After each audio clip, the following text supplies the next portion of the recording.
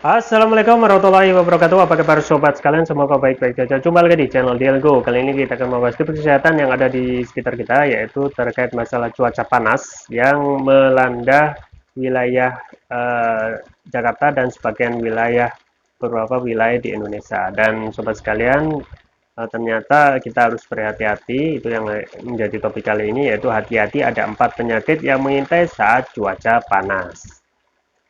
Ya, sobat sekalian, kalau kita melihat memang saat ini sudah lama kita tidak mengalami kondisi seperti saat ini, yaitu cuaca panas ya, hampir 2 atau 3 tahun yang lalu terakhir kita itu musim panas dan air kering ya.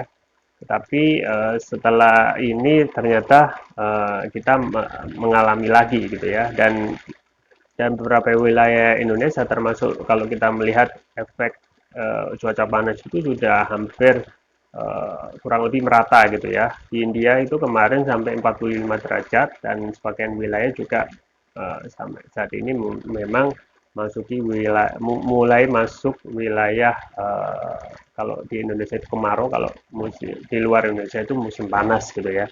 Dan panasnya memang tidak normal gitu ya, lebih panas daripada biasanya.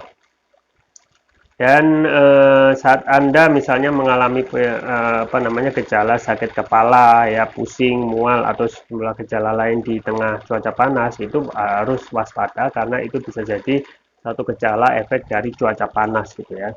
Penyakit cuaca panas itu merupakan kelompok masalah medis yang biasa disebabkan oleh tingginya suhu udara gitu ya. Jadi suhu udara yang tinggi itu tidak serta-merta hanya menghasilkan efek panas ya dalam tubuh, tetapi juga menimbulkan efek penyakit terkait cuaca panas ya. Masalah-masalah kesehatan ini terjadi saat tubuh tengah menyesuaikan diri dengan cuaca panas. Jadi ada yang bisa mengadaptasi dengan cuaca panas, adapun yang tidak teradaptasi ya, bagi mereka kemungkinan akan muncul penyakit-penyakit akibat cuaca panas yang melanda gitu ya.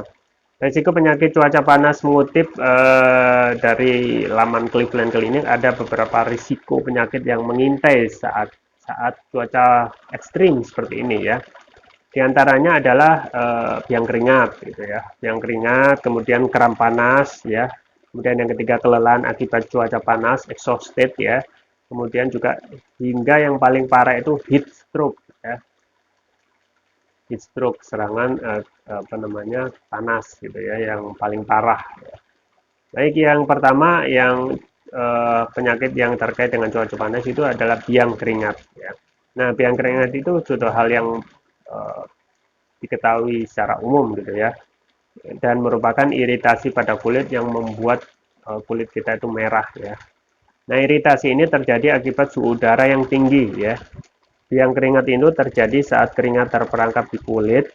Nah, gejalanya itu berkisar dari lepuhan kecil hingga benjolan merah yang meradang gitu ya. Nah, ini efek dari tubuh itu yang tidak bisa beradaptasi dengan cuaca panas dan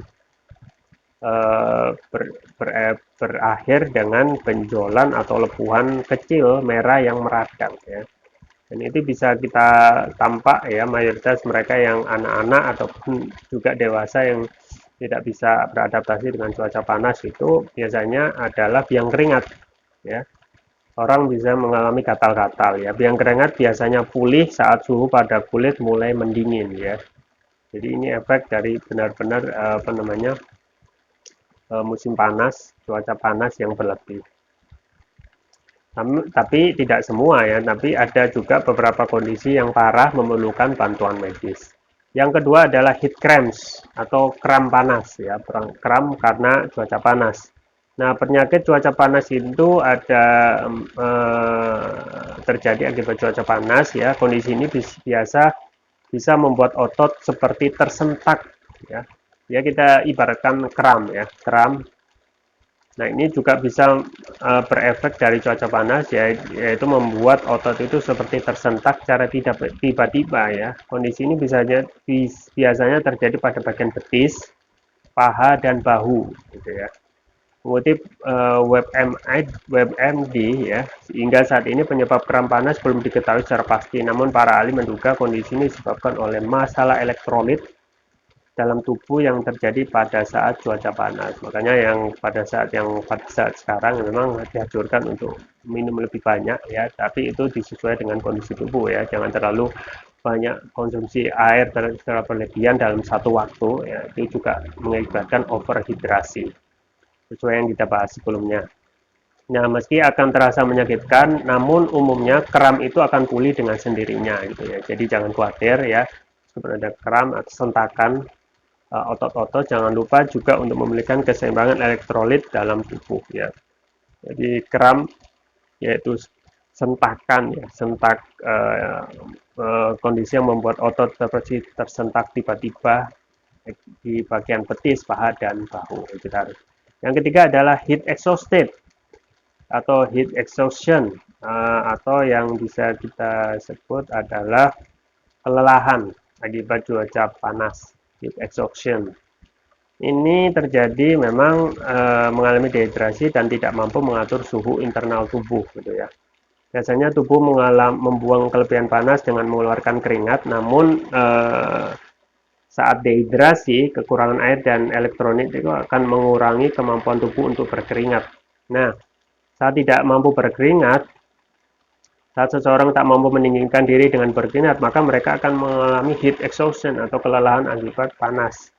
Beberapa gejala heat exhaustion yang muncul diantaranya adalah denyut nadi yang cepat, kelelahan, kram, mual, sakit kepala, pusing, pucat, tekanan darah rendah, ataupun pusing saat berdiri, ya, wajah memerah hingga nafas yang cepat, gitu ya.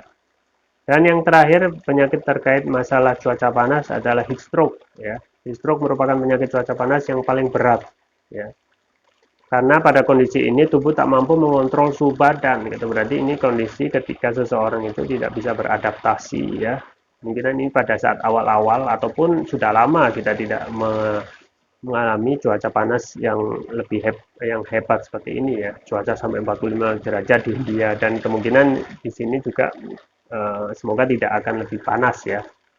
Mengutip laman P2PTM Kemenkes, saat heat stroke, suhu badan itu meningkat dengan cepat hingga mencapai 41 derajat dalam 10 sampai 15 menit. Jadi kondisi tubuh memang berbeda-beda ya, tetapi kalau ini tidak bisa beradaptasi, tubuh itu bisa sampai meningkat naik 41 derajat ya, seperti orang demam ya dalam 10 atau 15 menit. Tubuh juga tak akan lagi mengeluarkan keringat. Nah, ini bahayanya ya. Heat stroke juga disebut dapat memperparah kondisi seseorang yang sedang sakit dan bisa menyebabkan kematian ya. Ini kalau kita tidak menjaga kondisi ya, tidak bisa terus mengatasi dengan tindakan medis ataupun mengkonsumsi produk kesehatan ya.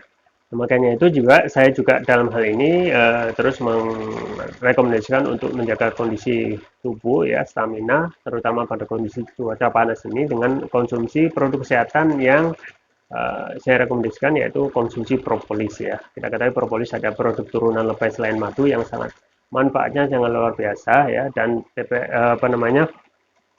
propolis yang saya rekomendasikan adalah TPR atau Turkish Propolis Turkiya ya. Turkish Propolis Turkiya ini adalah produk dari Turki ya, yang sudah disesuaikan dengan di Indonesia dan sudah mendapatkan sertifikat halal dari MUI ya.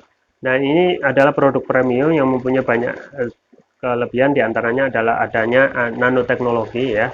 Nanoteknologi adalah teknologi yang dapat meningkatkan kelarutan dan penyerapan dalam tubuh, artinya dapat mempercepat penyembuhan terhadap penyakit karena bentuknya yang nano atau yang sangat kecil gitu ya. Kemudian juga ada ruqyah ya, ruqyah yang terapi kesehatan yang sangat dianjurkan yang sudah ada dalam botol TPR ini. Kemudian manfaatnya apa saja? Insya Allah ini dapat mengatasi masalah penyakit non medis ya, termasuk juga masalah untuk menjaga imunitas tubuh kita pada saat cuaca panas itu juga bisa ya. Terus dikonsumsi pada saat kondisi sekarang ya. Mengatasi juga penyakit non medis, penyakit berat seperti kolesterol ya, kekebalan tubuh, asam urat ya, diabetes, stroke ya, batuk pilek, tumor, kanker ya, ginjal ya, amandel, paru-paru, demam dan lain sebagainya gitu ya. Kemudian yang varian selanjutnya yaitu yang biru yaitu Turkish Propolis Turkiya Brain. Ini manfaatnya memberikan nutrisi pada otak, meningkatkan konsentrasi, membantu pemulihan stroke, membantu proses pertumbuhan pada anak dan remaja, meningkatkan stamina, mengatasi gangguan migran, mengatasi gangguan keluhan vertigo, sakit kepala, stres ya, kepala pening. Kemudian dapat meningkatkan kecerdasan dan anak dan remaja sekaligus memudahkan mereka menghafal pelajaran gitu ya. dan juga dapat menutrisi otak orang dewasa yang suka lupa atau pikun. Nah, keunggulan dari TPR ini antara lain sudah mendapatkan sertifikat halal dari MUI, sertifikat dari BPOM, dan sertifikat dari INIA International Nano Entrepreneur Association. Penggunanya cukup mudah, tinggal meneteskan TPR ini sesuai berat badan tubuh. Misalnya berat badan tubuh 70 kg, berarti diteteskan 7 kali, dikonsumsi 2 kali pagi dan malam. Untuk penyakit berat misalnya asam urat, diabetes, stroke, ya bisa dikonsumsi 3 kali pagi, siang, dan malam. Ya, jangan lupa untuk selalu menjaga kesehatan yang sekarang, menjaga kesehatan, stamina, dan imunitas tubuh di kondisi sekarang yang tidak menentu, termasuk untuk cuaca panas dengan konsumsi rutin Turkish Prophylaxis Rupiah.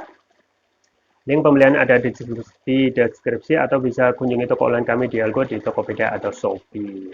Itu yang bisa saya sampaikan, semoga bermanfaat. Jangan lupa like, share, dan subscribe. Sampai jumpa lagi. Wassalamualaikum warahmatullahi wabarakatuh.